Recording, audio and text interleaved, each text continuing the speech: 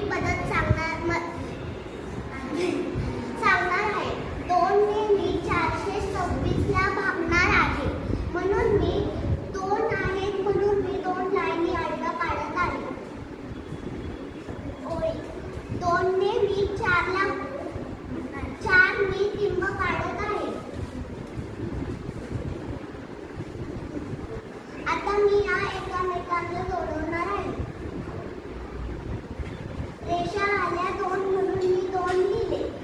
तर 2 1 म्हणून मी 2 टिंब काढते.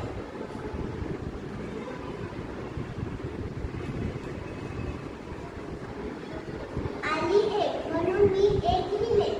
आता मी 6 टिंब काढणार आहे.